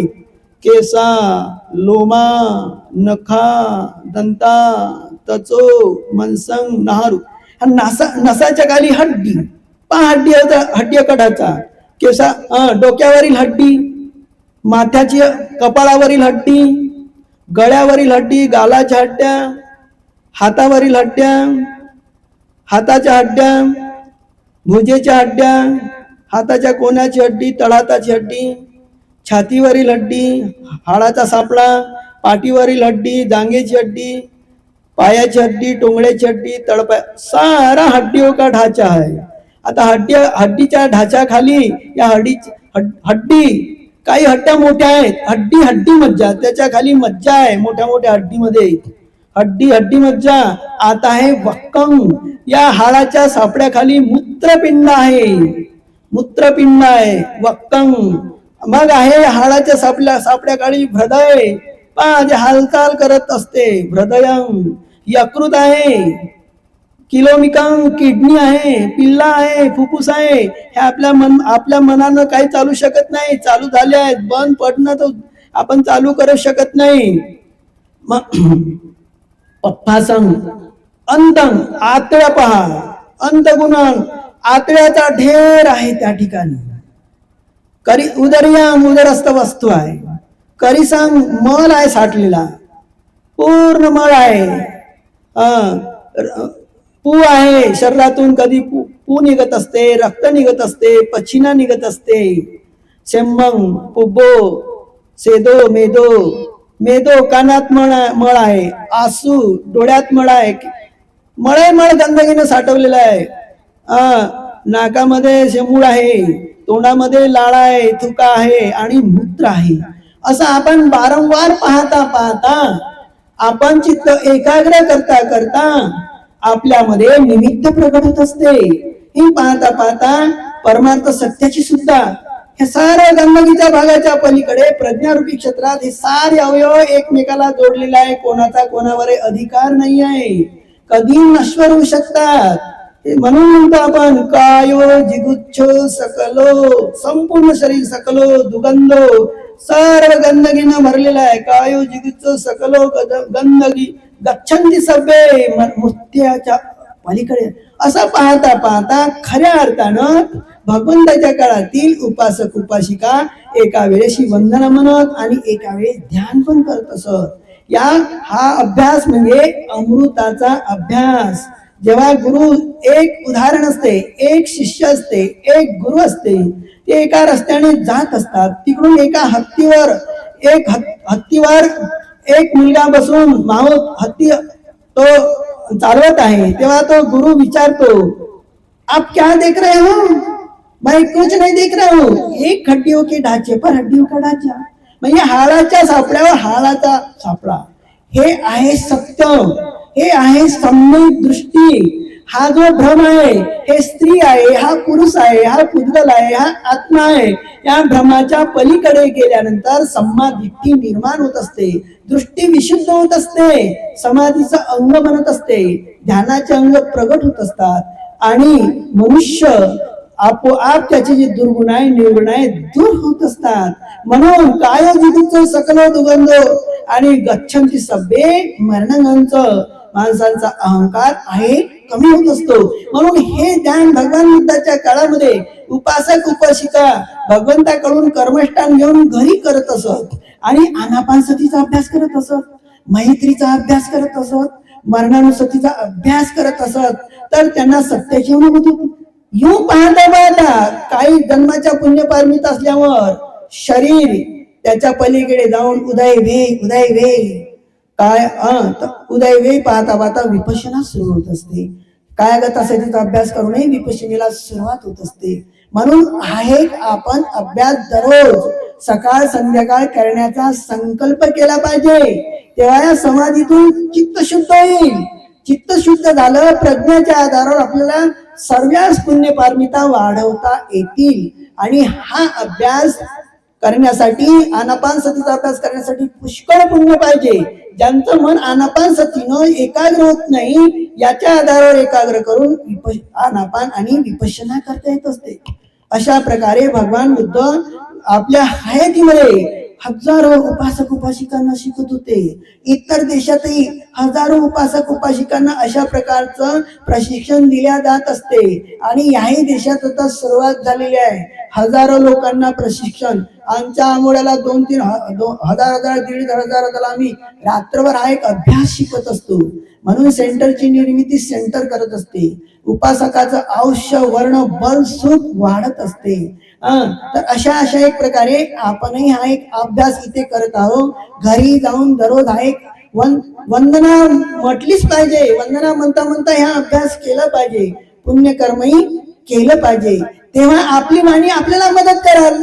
नाही तर पिढ्याने काय दिगुच सकल दुगंध, इकडं वंदना मनाची खूप शरीराचा सासृंगार करायचा, कोणी पाहासाठी तयार नाही राहत घरी। म्हणून भगवंताच्या काळातील आता आपण तुम्हाला एक महत्वाचं उदाहरण सांगत आहे।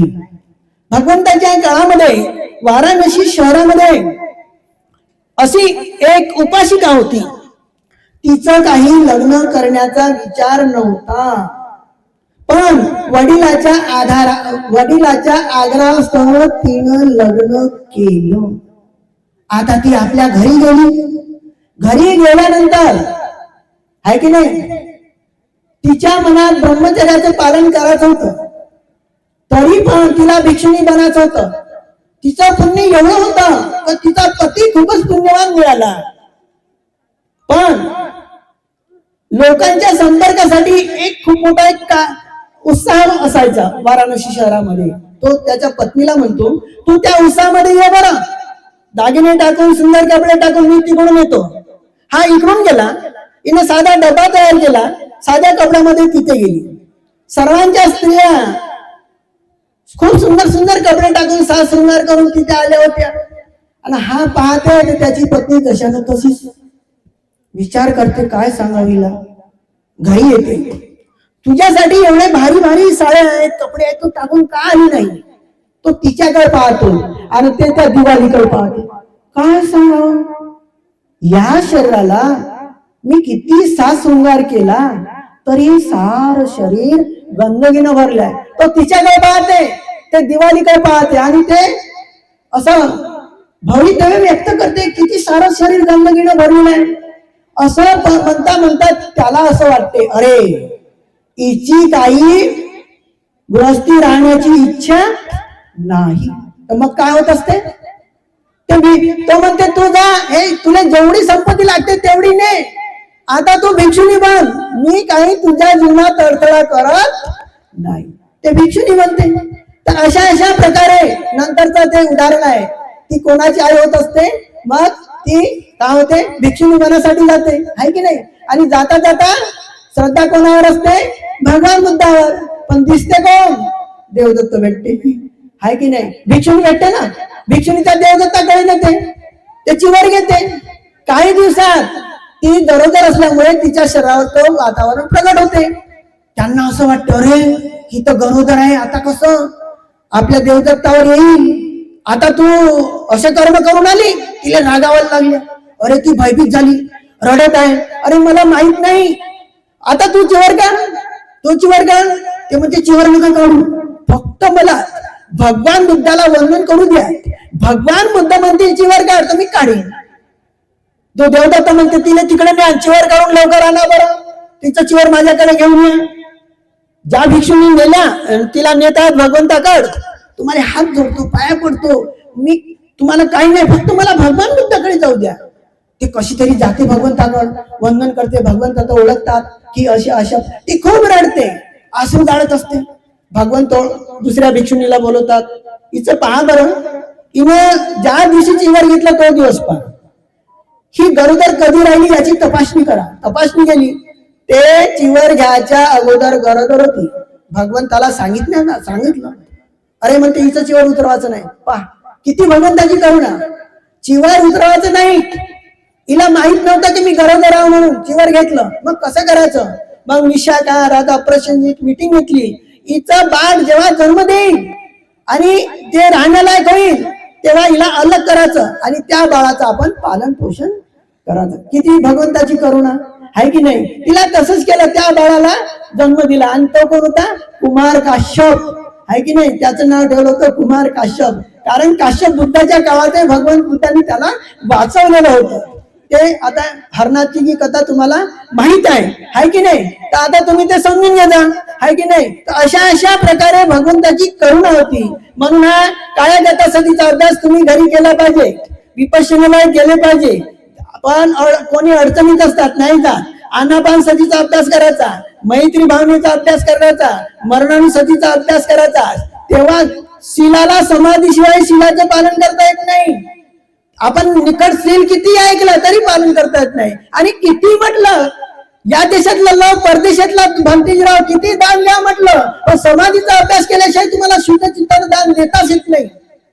कसं कराल, समाधीशिवाय प्रज्ञा नाही, आणि प्रज्ञेशिवाय तुमचं चित्तच कसं शुद्ध चित्तानं दान देण्याचं तुमचं तयार होईल, ओळखता येईल. म्हणून असा एक हा एक धम्म आहे. जसा आता खेड्यातला उपाशिका आहे, कोणाकोणाजवळ शेती आहे, आणि शेतीचा आता तुम्ही पूर्वीसारखं काही उडवण करत नाही, पण थोड्या थोड्या लाख्या जिजे असतात, आहे की नाही, हरभरे जिरे असतात, आणि ते थोडे थोडे उडवताना तुम्ही तिपाईवर उभं होताना, 3 पायाच्या तिपाईवर, असे 3 पायाची तिपाई आहे. शील, समाधी आणि प्रज्ञा, याच्याशिवाय तुम्हाला दानही देता येत नाही. तुम्ही किती शुद्ध चित्तानं दान दिलं त्या भिक्षुला ओळखता येत नाही.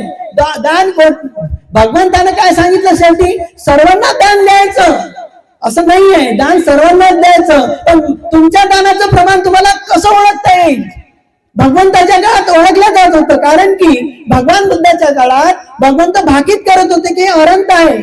आजच्या काळात तुम्ही दान खूप मोठ्या श्रद्धेने देता, कालांतराने तुमच्या नजरेस पडते, तुम्ही जे दान दिलं त्याचा काही उपयोग झालेला नाही. मग तुमच्या त्या दानाचा प्रतिसाद होते, संस्कार होते दान देण्याचा, परंतु ते दान अविद्येने दिल्या जात असते.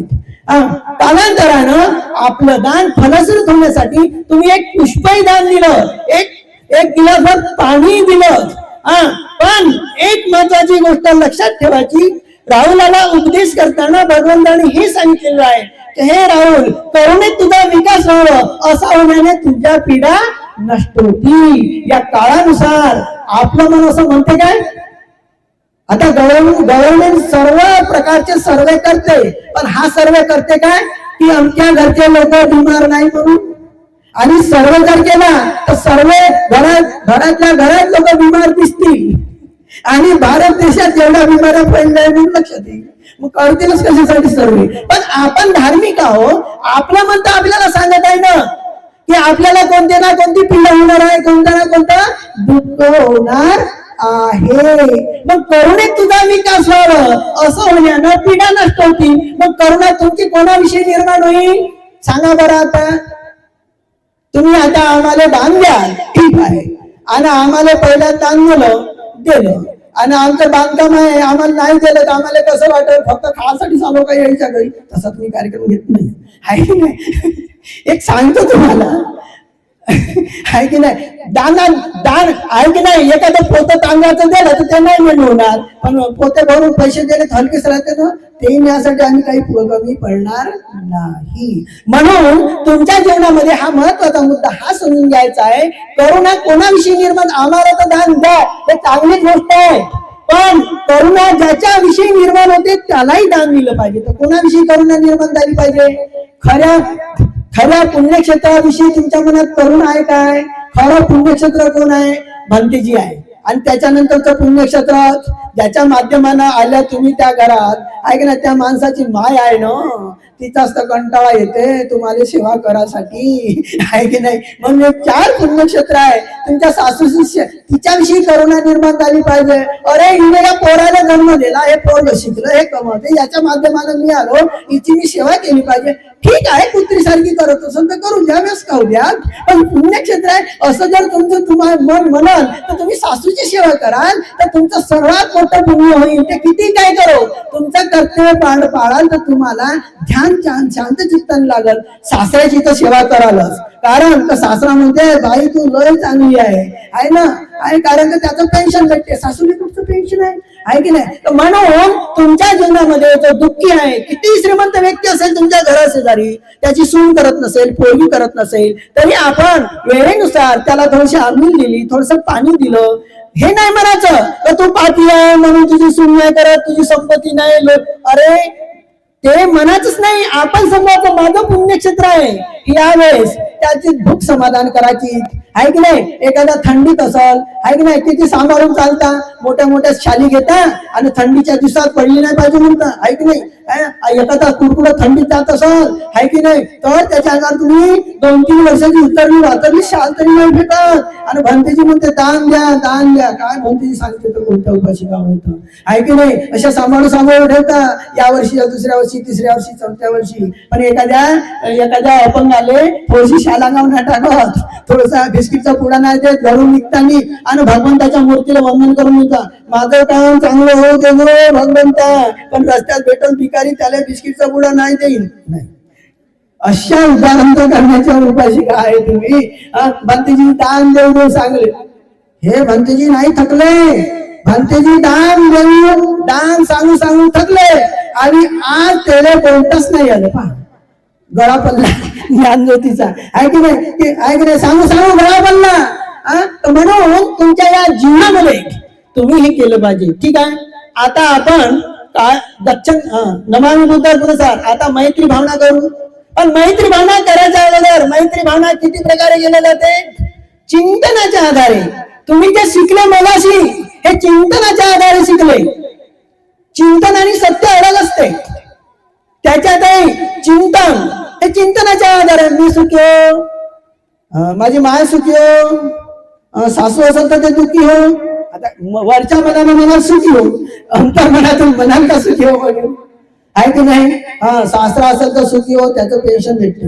म्हणजे अशी तुमची मैत्री म्हणून काय कामाची, आहे की नाही. म्हणून ठीक आहे, चिंतनाने मैत्री होते आणि त्याच्यातही आनंद मिळते, त्याच्यातून आरोग्य वाढते, सर्व बल वाढते. परंतु हे वरच्या वर होते. ही मैत्री, चिंतनाची मैत्री सर्व धर्मात आहे. या भगवान बुद्धाच्या धर्मातील लोकांनी सांगितले असं नाही आहे. आता जे इतर धर्माचे भगवान बुद्धाच्या न मानणारे जे लोक आहेत ते एका कुटुंबात किती राहतात. आणि तुम्ही बुद्धाच्या उपाशीत आहात. तुमचं लग्न झाल्यापासून सासूला अलग करता, सासऱ्याला अलग करता. आता ते मैत्री करते का तुम्ही करता, आता सांगा बरं. ते 15 लोक एका कुटुंबात राहतात. लग्न झालं तर ते गोविंदा गुरुजी म्हणतात नाही बंगला बनेगा न्यारा म्हणते ना, तर असे असे फ्लॅट घेऊन तुम्ही तुमचे बंगले बांधतात आणि कोणती मैत्री करणार आहे आणि मग म्हणता बनते जे मैत्री पाठवता. बरं झालं माझी ते मेहंदी युट्यूबवर आहे ते तुम्हाला घेता तरी येते, नाही द्याल तर नाही द्याल म्हणलो माझं दोन मैत्री युट्यूबवर आहे जी मला माहित आहे, जमलं काम तुमचं, असं होऊन जाते. तर म्हणून तुमच्या या जीवनामध्ये हे मैत्री भावना चिंतनाच्या आधारावर शिकवत आहेत लोक. चौकात बोलवा मला, मी सांगतो ते. दुसरी मैत्री आहे सत्याच्या आधारावरची, तिसरी मैत्री आहे प्रज्ञेच्या आधारावरची. हे चिंतनाच्या आधारावरची मैत्री जेव्हा धम्माचं बल कमी होते तेव्हा ते चिंतनाच्या आधारावर चालत असते. ते किती काळ चालत असते त्याचा कालावधी ठरलेला आहे. पण आजच्या युगामध्ये जे चिंतनाच्या आधारावरची मैत्री आहे, पण या काळात तुम्ही चिंतनाच्या आधारावरची मैत्री करून थांबाल तर असा काळ पुन्हा ते भांतेजीने सांगितलं त्या मोहरीचं उदाहरण, मैत्र बुद्धापर्यंत तसंच करत राहाल तुम्ही. पण हा काळ असा आहे तुम्हाला सत्याच्या आधारावरची मैत्री करता येते. कारण हा द्वितीय बुद्ध शास्त्राची एक सुरुवात झालेली आहे. कळत कळत एवढे सेंटर्स तयार झालेले आहेत जगामध्ये विश्वामध्ये, आणि अनेक देशामध्ये सत्याच्या आधारावरची सुद्धा मैत्री शिकवत आहे. आणि अनेक गंभीर लोक प्रज्ञेच्या आधारावरची मैत्री, परमार्थ सत्याच्या आधारावरची मैत्री म्हणजे आनापान सती करत असताना जी मैत्री होते ती सत्याच्या आधारावरची मैत्री होत असते. कारण आनापान सती आपला श्वास आपण डोळ्यानं पाहू शकत नाही, पण त्याची आपल्याला जाणीव होते की नाही? मग जाणीव होते आणि ते सत्य आहे ना आपल्या जिवंतपणाचं.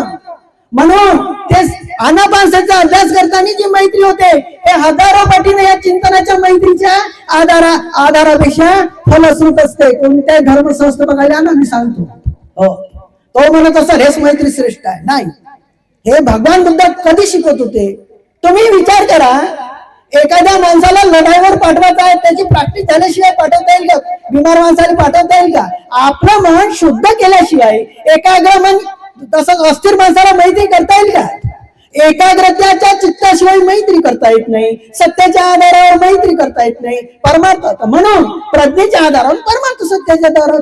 म्हणून आनापानसतीचा अभ्यास करायचा आहे तुम्हाला. आता ध्यानाला बसा, आता मैत्रीचं ध्यान सुरू होत आहे. भगवंतासारखंच बसा आणि तुमचा श्वास तुम्ही पहा. श्वास जात आहे येत आहे, शरीर हलकं सोडून द्या. पण ज्यांनी शिबिर केलं असेल किंवा नसलही केलं असेल आणि जन्माच्या पुण्य पारमिता होतात तर त्यांना एकदम तरंगाची जाणीव होत असते. शरीर हलकं सोडून द्या आणि शरीर हलकं सोडल्यानंतर तुम्ही जे मैत्रीचे शब्द निघतील त्याच्या आधारावर आपला एक मानस तयार करायचा असते. ज्यांचं शिबिर झालं नाही त्यांनी पण मैत्रीच्या आधारावर आपल्याला एक ध्यान करायचं असते. पण ज्यांचं शिबिर झालेलं आहे त्यांनी थोडा वेळ आनापानसतीचा अभ्यास करायचा आणि नंतर शरीरातील ज्या भागावर सूक्ष्म तरंग होतील असं नाही आहे त्या भागावर चित्त केंद्रित करायचं.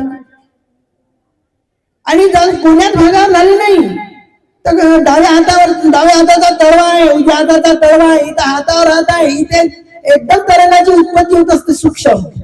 त्या तरंगावर चित्त केंद्रित करायचं आणि त्या तरंगावर चित्त केंद्रित करून ज्यांचं शिबिर झालेलं असेल त्यांनी मग पूर्ण ज्या सूक्ष्म तरंगाच्या आधारावर जसे शब्द निघत असतात त्या आधारावर आपली चेतना तयार करीत एक मैत्रीचं एक ध्यान करायचं असते.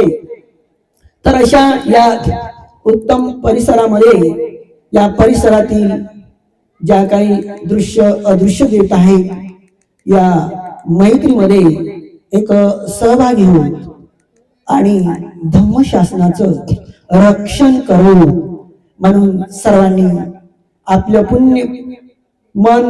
पुण्यचिंतनावर केंद्रित करून मनातील जे काही दुर्विचार आहेत, माझ्यासारखा सुखी असू नये, माझ्यासारखे मित्र मिळू नये, सुखान झोप लागू नये, सुगती प्राप्त करू नये, कुरूप व्हावं, हे दुर्भावना काढून टाकायची असते. आणि मैत्रीचे सुखन सुपती सुखपूरक झोप लागत असते, वाईट स्वप्न पडत नाही, देवता त्याचं रक्षण करत असतात, विशेष लाभ होत असते, चित्त एकाग्र होत असते, सुगती प्राप्त होत असते.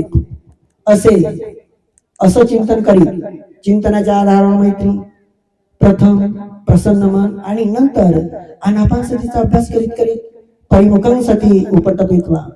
तर अशा प्रकारे परिमुखांसाठी उपटपित्वा श्वास जात आहे येत आहे आणि मैत्रीचे शब्द जसे आपण ऐकतो तसं तसं चित्त केंद्रित करून आपल्याला एक मैत्री भावना करायची आहे. पण ती मैत्री भावना करत असताना ज्यांनी शिबिर केलेलं आहे त्यांनी साऱ्या तरंगावर चित्त केंद्रित करून मैत्रीचे शब्द निघतात तशी तशी त्यांनी एक मैत्री करायची असते. ही मैत्री ज्याप्रमाणे एखाद्या आपण शुद्ध पाण्यामध्ये आपण जर दगड टाकला तर पाणी वरत येत असते.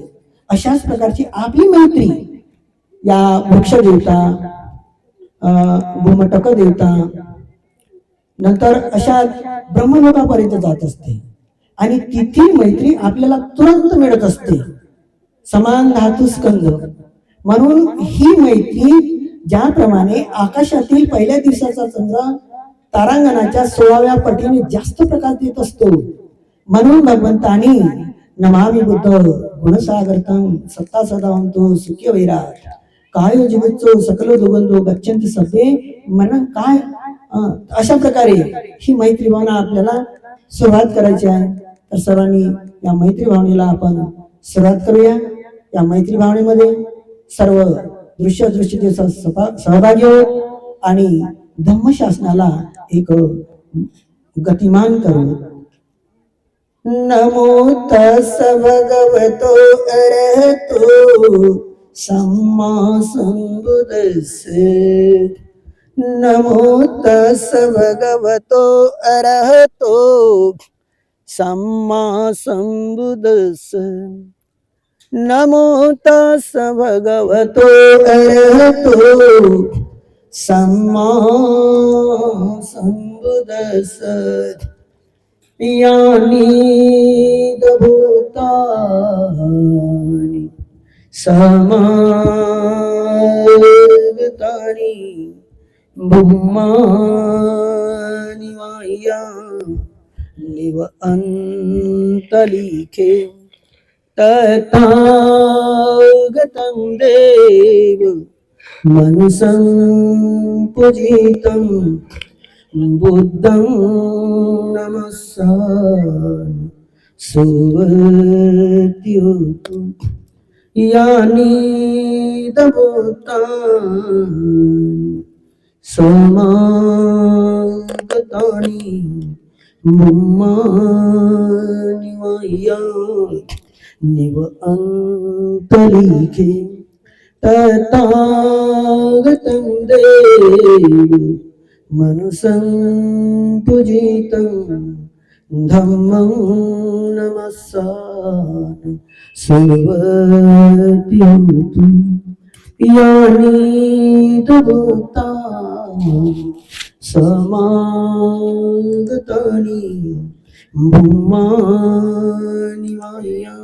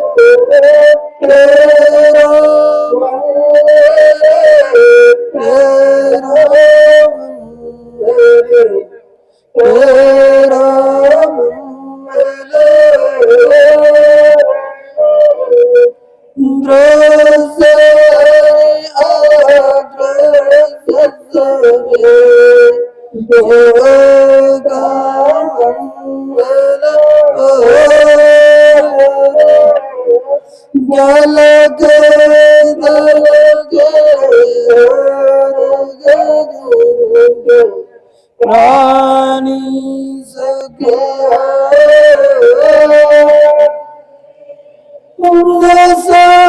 दिशा के सब प्राणी मंगल लागी अनिर्मय हो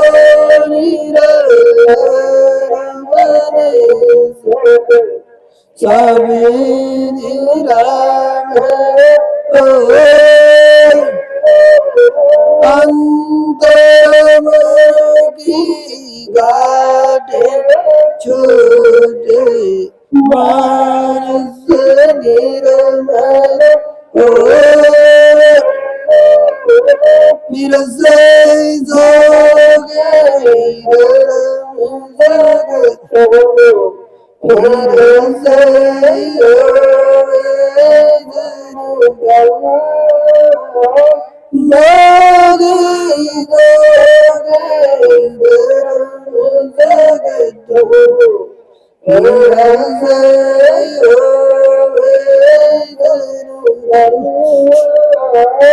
जन जन मंगल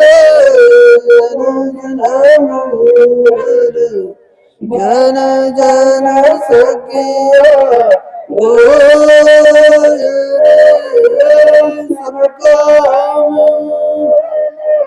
सब काम सब काम हो तेरा मंगल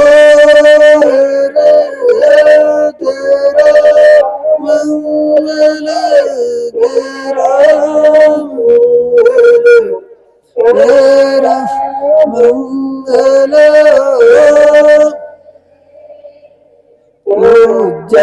जगरादि का मंगल हो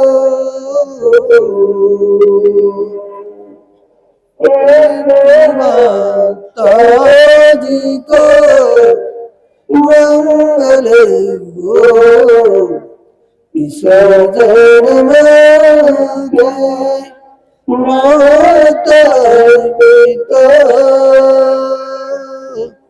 उन्हें सबका मंगल हो इस धरती के सभी उन्हें सबकी संगत हो जन्म के माता पिता उन्हें सबका मंगल हो इस धरती के सभी को गना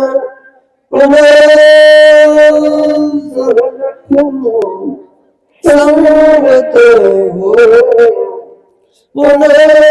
उनका मंगल हो इस जन्म के हित दिन तक उन्हें सबका मंगल हो देवता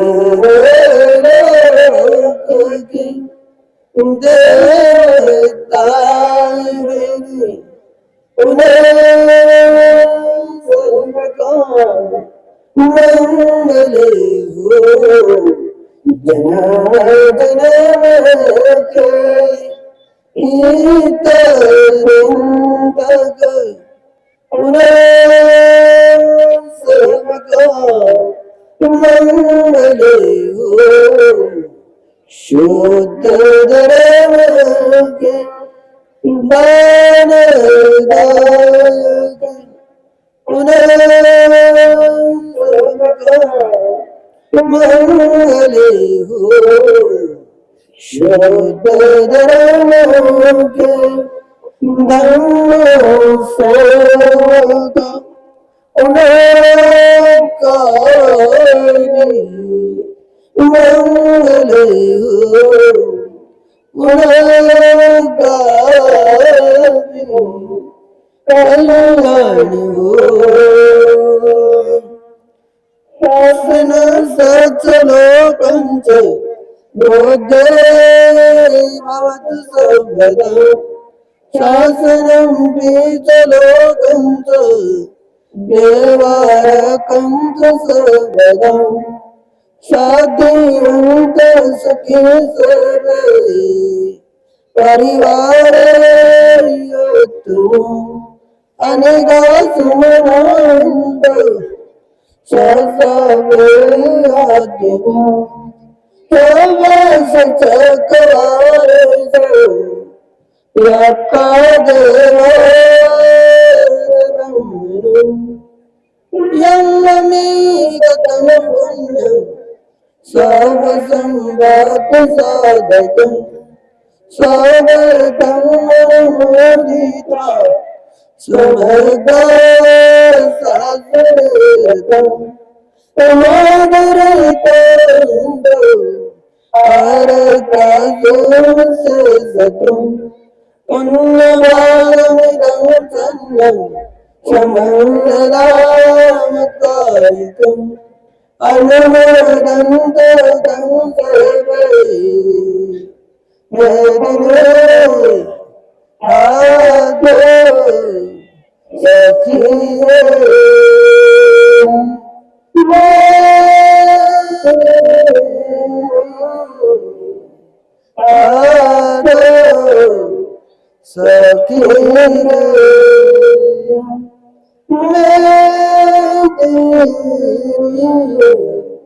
आदो सखिये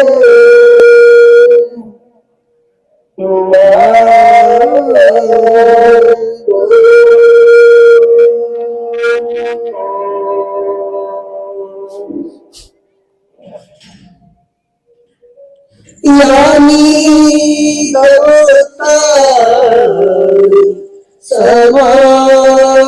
समागतनी ब्रह्मानिवाया निव अंतरिके तथागत मने मनसंपजितं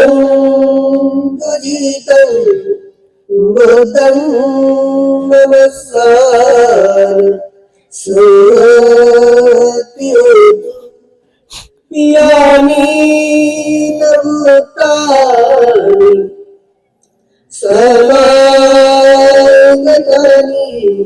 ब्रह्मानिवाया निव अंतरिके तथागतमने मनसंपजितं धम्मं नमस्कार सोऽद्योतु यानि भूतानि समागतानि ब्रह्मानिवाया निव अंतरिके तथागतमने मनसंपजितं संघं नमस्कार सोऽद्योतु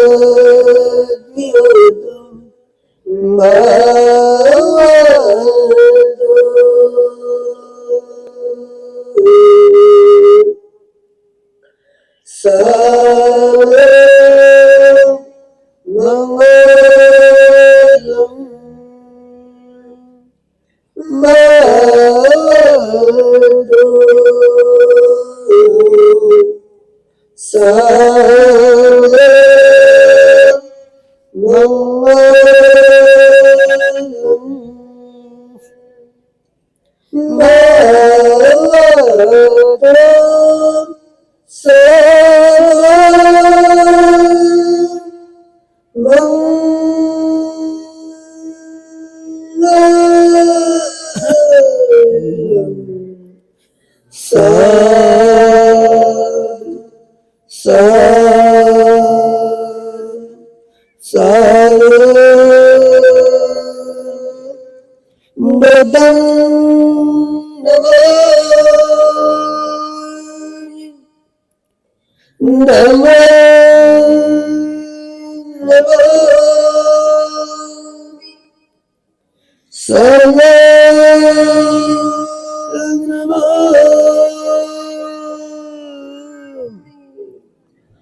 सुखी हो, सुखी हो, सुखी हो. या 3 दिवस शिबिरामध्ये तुम्हाला वाटेल 3 दिवसाचा कसं शिबिर आहे की नाही? 2 दिवस झाले आणि उद्या शिबिर आहे 1 दिवसाचं त्या आपल्या धम्मकोटीवर.